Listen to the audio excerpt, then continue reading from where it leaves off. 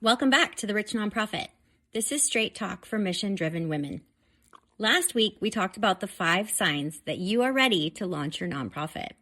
And today, I want to talk about why nonprofits are becoming the legacy vehicle for women who have already built wealth. I want to be clear about what I mean by legacy. I'm not talking about joining a board or writing more checks. I'm talking about women who have built 7-figure businesses, looking at their success and asking, what's this all for? And deciding the answer is a nonprofit, probably with their name on it. If that sounds audacious, it is. And it's happening more than you think. I see successful women who have spent decades building their businesses and realizing that wealth without purpose feels a bit hollow because they've hit every revenue goal and they've built their team and they have that time freedom that they want. They've basically checked all the boxes and met the goals, which is fantastic. But there's still something nagging at them because making money stopped being just enough somewhere along the way. So, yes, you could give more. You could join a board. You could write more checks, or you can build a nonprofit, your own nonprofit with your name on it, with your vision driving you, with your wealth helping you fund it. And that shift, it's a big one because this isn't about charitable donations anymore. It's about legacy. So there you are, you build the business, you're good at it, you scale 6-7 figures beyond. You've got your systems, your operations, all of it. But instead of how do I make more money, it becomes, well, what do I do with this money? And instead of how do I grow bigger, it's what impact am I making? And sure, you're going to have that next launch, but it's more, what do I want to be remembered for? And that giving that you're doing, it kind of stops working for you. Maybe you're writing checks to 3, 5, 7 different organizations. And that's so wonderful that you're helping. 5,000 here, maybe even 10,000 there. And it feels generous and it looks good. But when you think about what's changed because of your giving, you're probably helping fund operations of a nonprofit. And you are creating change in your own small way. But maybe you're helping with overhead and keeping their lights on when you could be solving problems.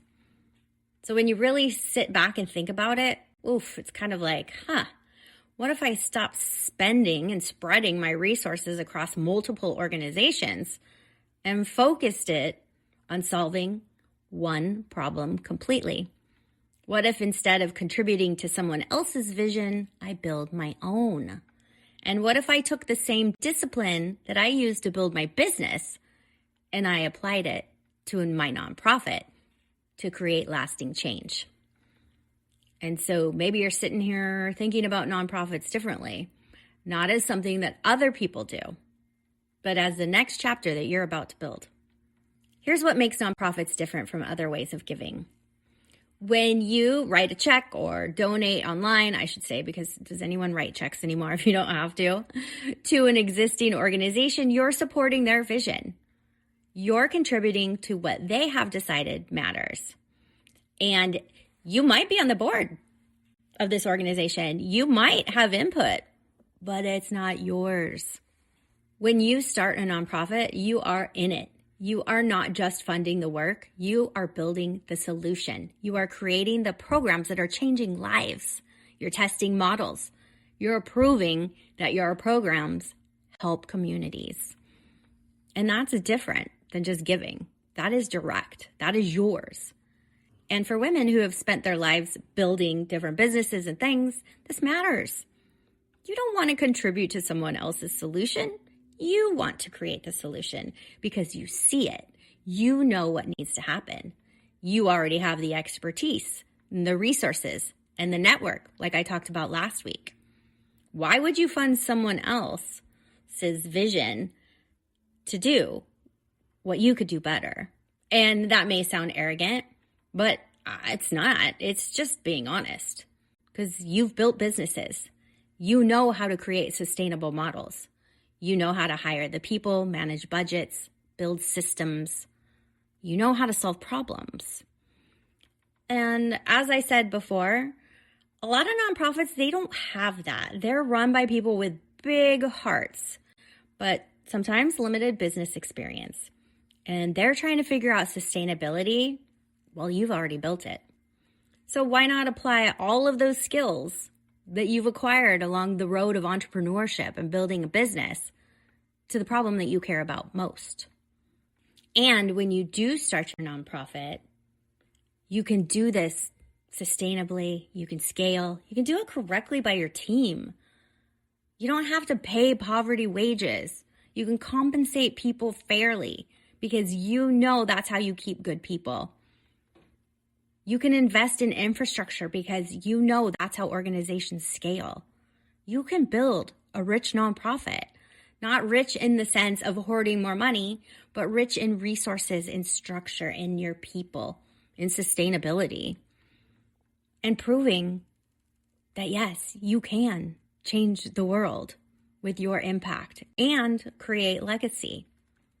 So maybe you're asking, well, it's kind of like ego to want my name on a nonprofit. Nope. I call it accountability. Same reason we put our names on our businesses. Yes, for the influence and the visibility, but also for the accountability, because if you don't show up, who's going to? With your name attached, you know you show up differently. You hold yourself to a higher standard. You make sure it works because it's your reputation on the line. Anonymous giving, yes, that feels humble, but it's also easy to walk away when it gets hard. When it's your name, you're going to stay, you're going to figure it out, you're going to make it work. That is commitment. And what if people judge you? Okay, they will. Some people are always going to judge people. Maybe they'll say, that's already being done. Why do you need to do it? Or maybe you should just support, this other organization. Maybe they'll question your motives. So what? Let them. You know why you're doing this. You see a new or different solution, maybe one that doesn't exist yet. You have your expertise that's not being applied. You can create something better, faster, more sustainable. You don't have to defend about that. And if it fails, well, what if it doesn't? Because you've built businesses. You know how to pivot. You know how to adjust. You know how to figure things out if they're not working. You're not going to fail at this. Sure, there might be some struggles and some ups and downs, and you might have to change your approach, but fail? Nah, that's not how we do things around here. Because we, powerful women, we build these nonprofits, we aren't going to quit. We're the type to figure things out. And that's why nonprofits work as legacy vehicles, because you already know how to build things that last. 20 years ago, I would say successful women were told, just join boards, support existing organizations, keep writing those checks, be helpful, don't be disruptive. Well, that has changed.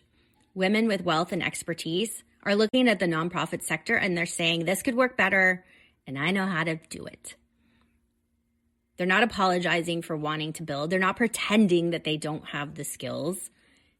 They're building nonprofits that look different and they operate differently. They create impact differently. And they're doing it because they know that building the wealth was never just about them.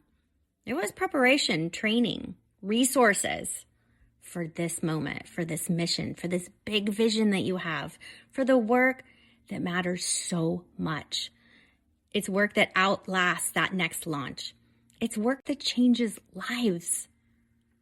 This is legacy. And when you think about your children, your great-grandchildren, that, what you're passing on and what you're showing them, that's legacy also. And it's not about how much you made or what you bought, your big house, the nice car. It's about what you changed in the community, who you helped, what problem you solved. And the best way to do this is through a nonprofit.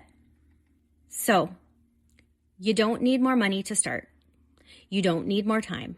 You don't need to wait until your business is bigger or your kids are older or you've got everything figured out. And I know that I say this over and over, but it is so true. You just have to decide. I've opened my Rich Nonprofit Group program right now where we are going to build nonprofits together. It's for 4 months.